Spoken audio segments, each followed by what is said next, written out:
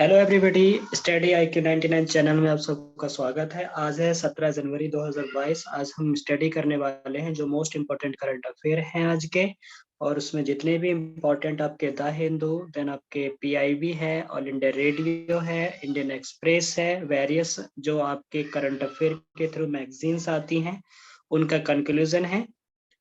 तो without time wasting किए अपना टॉपिक स्टार्ट करते हैं। क्वेश्चन नंबर फर्स्ट है आपके सामने। ये चर्चा का विषय बना हुआ है क्योंकि Indian prime minister Narendra Modi के द्वारा एक स्टैचू है जो चेन्नई में है, देन आपके एक कन्याकुमारी में भी है। वो चर्चा का विषय इसलिए है क्योंकि एक बहुत बड़े तमिल पोएट हुए थे जो 31 BC में उनका बर्थ हुआ था। तो उन्हीं को लेकर आपके पूछा गया है कि उनका जो एक डे है वल्लुवार, जो थिरुवल्लुवार है डे है, ये कब सेलिब्रेट किया जाता है। तो क्वेश्चन की लैंग्वेज है थिरुवल्लुवार डे इज ऑब्जर्व्ड ऑन। तो ऑप्शन ए है 15 अप्रैल, ऑप्शन बी है 22 फरवरी, ऑप्शन सी है May 2, ऑप्शन डी है नन ऑफ द अबव। देखिए इस क्वेश्चन के अकॉर्डिंग जो आंसर है वो नन ऑफ द अबव है। क्यों? क्योंकि 15 को थिरुवल्लुवार डे जो है वो सेलिब्रेट किया जाता है। और जैसा कि मैंने आपको बताया कि थिरुवल्लुवार जो थे एक तमिल पोएट थे बहुत बड़े। ये इन्होंने क्या है, एक जैसे छंद है तो नॉर्थ इंडिया में तो एक छंद है, दोहे हैं, जो दोहों से बहुत छोटे छोटे होते थे। ये 3100 के आसपास इन्होंने इनकी रचना की थी। तो एक बहुत बड़े पोएट हुए थे, तो उसी को लेकर ये चर्चा में बने हुए हैं। तो आई होप ये क्वेश्चन आपको पूरा क्लियर हो गया होगा। नेक्स्ट क्वेश्चन नंबर सेकंड है। ये क्वेश्चन नंबर सेकंड है, with reference to the aroma mission consider the following statement. तो ऑप्शन क्वेश्चन नंबर सेकंड का जो स्टेटमेंट फर्स्ट है, यह it was launched by DRDO, defence research development organisation.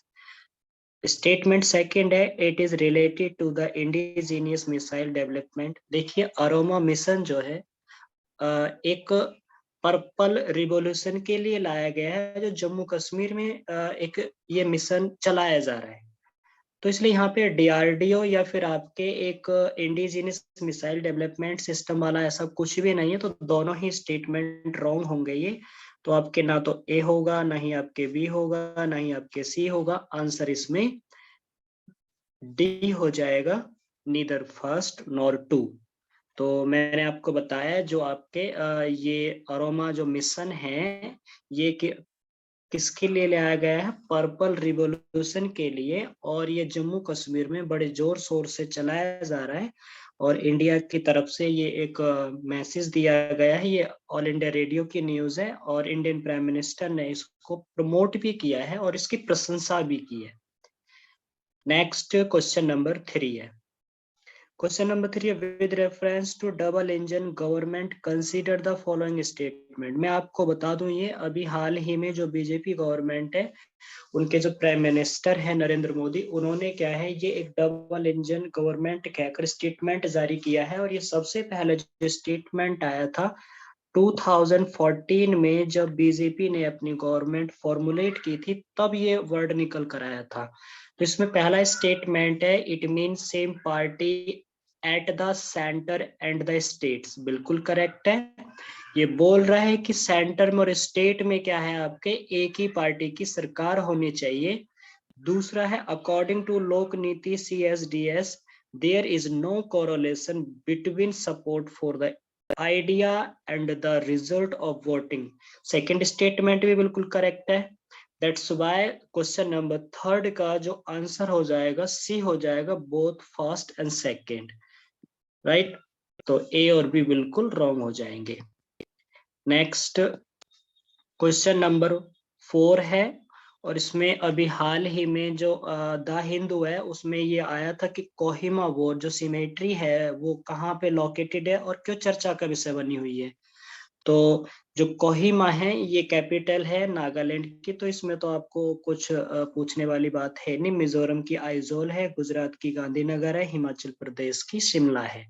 तो answer इसका आपके क्वेश्चन नंबर 4 का फर्स्ट हो जाएगा। बट ये चर्चा का विषय क्यों बना हुआ है, क्योंकि इसको एक टेनिस कोर्ट भी कहा जाता है, कोहिमा वॉर सिमेट्री को टेनिस कोर्ट भी नाम दिया जाता है, क्योंकि ये ब्रिटिशर्स के टाइम से ही बहुत बड़ा एक चर्चा का विषय बना हुआ है। तो इसलिए अभी भी ये द हिंदू में आज का आर्टिकल था, तो वहां से मैंने ये क्वेश्चन उठा लिया कि Kohima war symmetry is located इन, तो आंसर आपके ए हो जाएगा।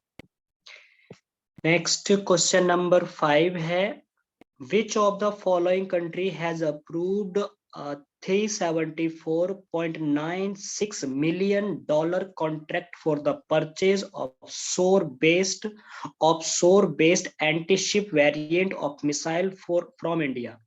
तो देखिए इसमें ऑप्शन है Philippines, south Korea, Indonesia, Sri Lanka. तो आंसर होगा आपके फिलीपाइंस। हाल ही में जो फिलीपाइंस की गवर्नमेंट है उसने भारत सरकार के साथ $374.96 मिलियन कॉन्ट्रैक्ट पे साइन किया है, जिसमें आपके वेरियस जो इक्विपमेंट्स है फिलीपाइंस गवर्नमेंट को इंडिया गवर्नमेंट प्रोवाइड कराएगी।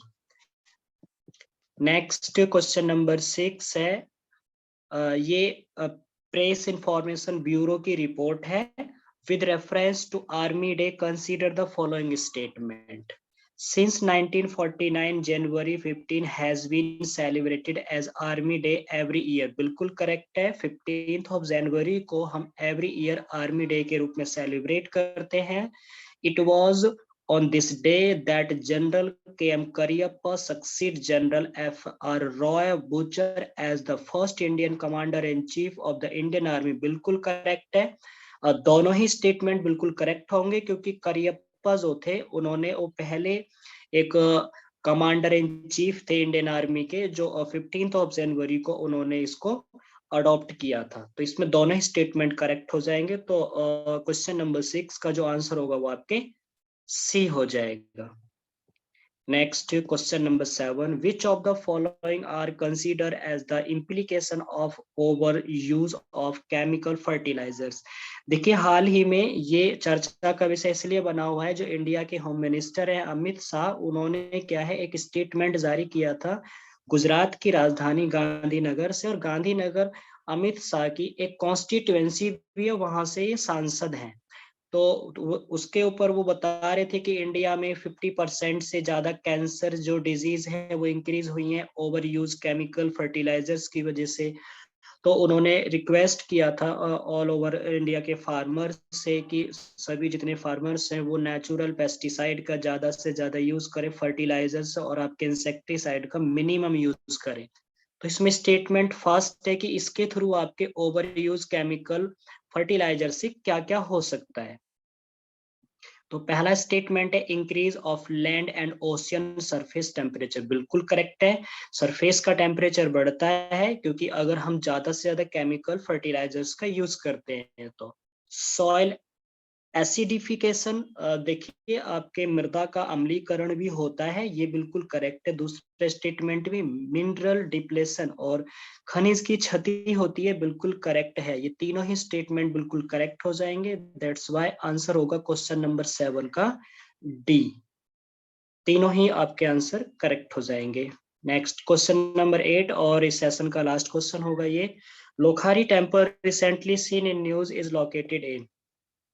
ऑप्शन ए है केरला, ऑप्शन बी है कर्नाटका, ऑप्शन सी है उत्तर प्रदेश, ऑप्शन डी है उड़ीसा। आंसर इसका उत्तर प्रदेश है। लोखारी टेम्पल जो है ये उत्तर प्रदेश के एक बांदा डिस्ट्रिक्ट में आता है। वहां पे क्या है एक गॉड हेडेड एक योगिनी का टेम्पल है, और यहाँ से क्या है उस आइडल मूर्ति को ब्रिटिश टाइम पर चुरा लिया गया था और रिसेंटली उसे क्या है भारत सरकार को दे दिया है। तो ये लोखारी जो टेम्पल है उत्तर प्रदेश के बांदा जिले में आता है। तो यहाँ पे क्या है एक बकरी के मुंह के देवी हैं, उनके ऊपर आपके बहुत मान्यता है उनकी उस एरिया में। तो ये मूर्ति जो थी चुरा ली गई थी, अब वर्तमान में भारत सरकार को ये हैंड ओवर कर दी गई है, इसलिए लोखारी टेम्पल है वो चर्चा के विषय बना हुआ। आई होप आपको आज का सेशन समझ में आया होगा। अगर आपको लगता है कि this channel is beneficial for us तो प्लीज सब्सक्राइब, लाइक, शेयर करना ना भूलें। So thank you.